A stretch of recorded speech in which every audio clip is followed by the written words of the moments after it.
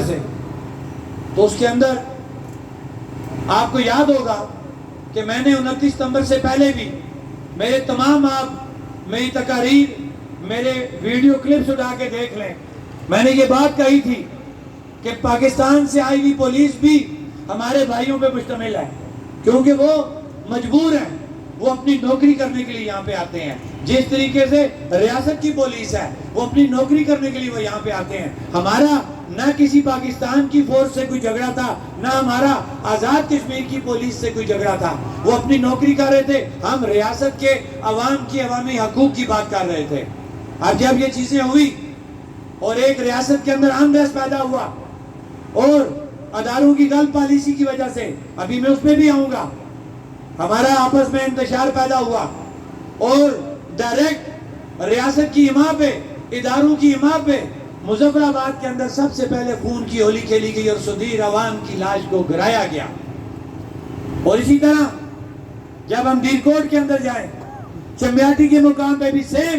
اسی طرح سیاسی جماعت کے کارکنوں کو سامنے رکھتے ہوئے دوبارہ وہاں پہ ہمارے 2 نوجوانوں کی لاشیں گرائی گئیں۔ تو مجھے ایک بات بتائیں کہ جب آپ کی آنکھوں کے سامنے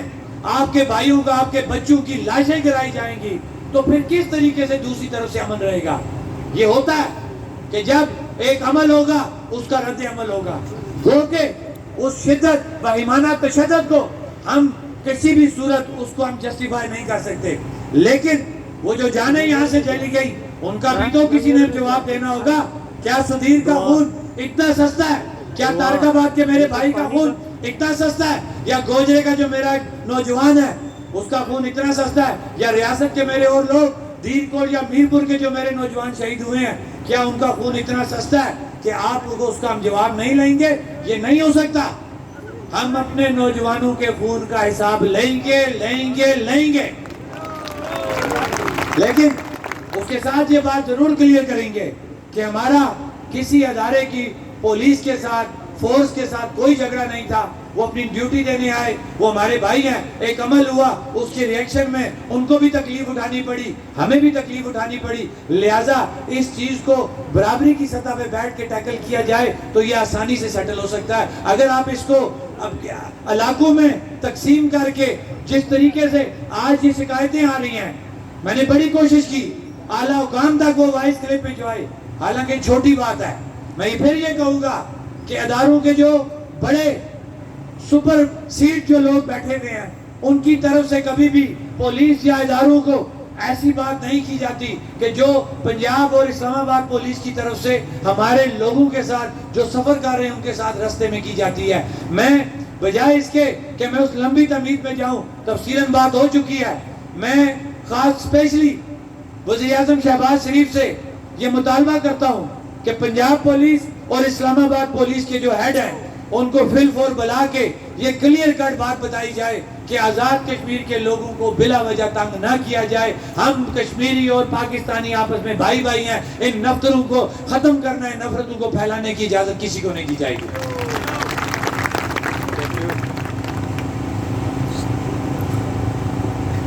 اب جب ہم اظہار تشکر کر رہے ہیں تو ہمیں اپنے رب کا شکر ادا کرنا ہے سب سے پہلے، اس کے بعد رب کی مخلوق جو اس وقت بھی اس ٹھنڈ میں بغیر شامیانے کے بیٹھی ہوئی ہے، سڑک پہ بیٹھی ہوئی ہے، کرسیوں پہ بیٹھی ہوئی ہے، دوسرا حق رب کی مخلوق کا بنتا ہے۔ اب جب رب کی مخلوق کا اور رب کا ہم نے شکریہ ادا کر لیا تو 78 سالوں میں پہلی دفعہ آزاد کشمیر کے وہ مسائل جو کبھی بھی حل نہ ہوئے، جموں و کشمیر جوائنٹ عوامی ایکشن کمیٹی کے پلیٹ فارم سے کال دی گئی اور وہ مسائل حل کیے گئے۔ اور مسائل حل کرنے کے پیچھے میں پھر یہ بات کہوں گا کہ جو سچ ہے وہ کہنا چاہیے، ہمیں کوئی نظریاتی یا سیاسی بات کرنے کی کوئی ضرورت نہیں ہے، ہم بنیادی حقوق کی بات کر رہے ہیں۔ اور بنیادی حقوق کے اصول کے لیے جب ہمارے لیے آسانی پیدا کی گئی تو سب سے پہلے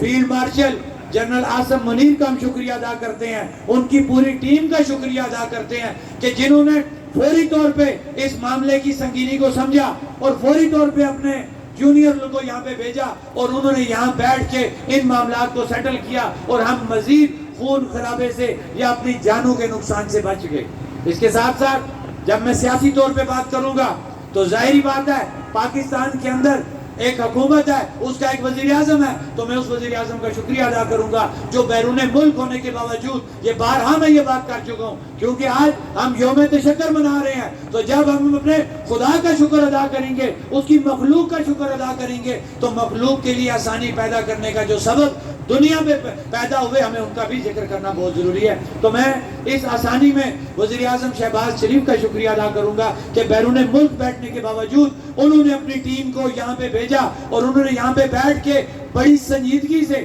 حالانکہ ایک دفعہ بیٹھے تو تھوڑا سا تعطل کا شکار ہو گئے ہمارے مذاکرات، پھر سہولت کاروں نے کہا جناب ایکشن کمیٹی نے عرضمی کی، 36 معاملات حل ہو گئے تھے، 2 رہ گئے تھے، جبکہ ایسی بات کوئی نہیں تھی۔ ہمارا چارٹر آف ڈیمانڈ 38 پوائنٹ کے علاوہ 8 صفوں پہ مشتمل ہے، جو ہم قانونی طور پہ 25 اگست کو 5 اگست کو حکومت آزاد کشمیر کے پاس پراپرلی جمع کرا چکے ہیں، اور ہر چیز ہمارے پاس قانونی طور پہ ثبوت کے طور پہ محفوظ ہے۔ کل کو یہ نہیں کہہ سکتا کہ یہ 38 نکات تھے آپ کے پورے ہو گئے، باقی چیزیں کہاں سے نکل آئیں۔ تو میں اسٹیج سے یہ کہتا ہوں کہ ہم نے آپ کو 38 نکات کے ساتھ 8 صفوں کا تفصیل کا چارٹر آف ڈیمانڈ آپ کے ٹیبل کیا ہوا ہے، جس کو پورا کرنے کے آپ ذمہ دار ہیں، آپ کی کمیٹی ذمہ دار ہے۔ اور میں اس حوالے سے بھی پھر اپنے ان دونوں صاحبان کا شکریہ ادا کروں گا، اس امید کے ساتھ کہ ہمارے ساتھ جو طریقہ کار طے کیا گیا ہے کہ ہر 15 دنوں کے بعد جو مذاکراتی کمیٹی بنائی گئی ہے اس کا اجلاس ہوگا، چیف سیکرٹری اس کے رابطہ کار